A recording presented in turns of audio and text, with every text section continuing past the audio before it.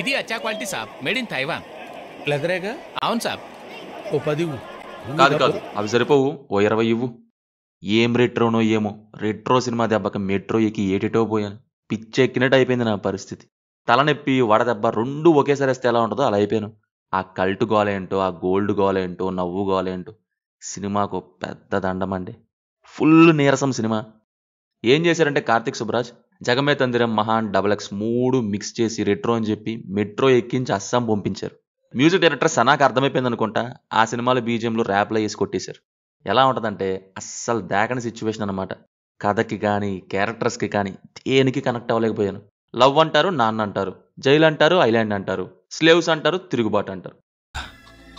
ఇదేం కర్మరా దేవుడా.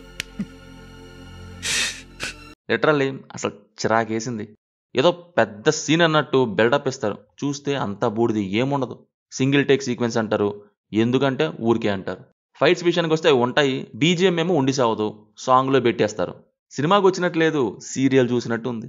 మా రక్షకుడని ఒకళ్ళు, నా కల్ట్ అని ఒకరు, నా గోల్డ్ అని ఒకరు, నా లవర్ అని ఒకరు, అంతా కంప్లీట్ డల్. అసలు చివరిలో వాళ్ళు కాదు నవ్వింది, ఎలా బుక్ అయ్యానేంటి అని నేను పిచ్చెక్కి నవ్వుకున్నా.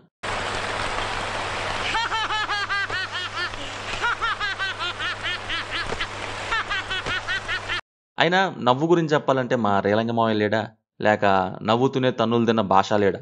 ఇక్కడ కార్తిక్ సుబ్బరాజ్ నవ్వు పాయింట్తో ఒకటి చెప్పాలనుకొని నవ్వు కాకుండా నరకం అంటే ఏంటో చూపించారు. అండ్ ఆ సింగిల్ టేక్ షాట్ గురించి, నేను యాక్చువల్లీ ఈ టైప్ సింగిల్ టేక్ షాట్స్ గురించి ఇదివరకే చెప్పాలనుకున్నా. ఫిల్మ్ మేకర్స్కి ఎలా ఉంటుందో తెలియదు కానీ అక్కర లేకుండా సింగిల్ టేక్ షాట్ పెడితే నాకు అస్సలు ఎక్కదు. ఎగ్జాంపుల్ ఇదే తీసుకోండి, 15 minutes ఉంటుంది, దేనికి యూజ్ లేదు. చెప్పాల్సింది చెప్పకుండా సోది ఎక్కువ, మెట్లు ఎక్కడం, నడవటం, దేనికి ఇవన్నీ? యాక్షన్కి బాగుంటాయి కానీ చూడడానికి, వీటికైతే ఏదో సీరియల్ చూస్తున్నట్టే ఉంటుంది.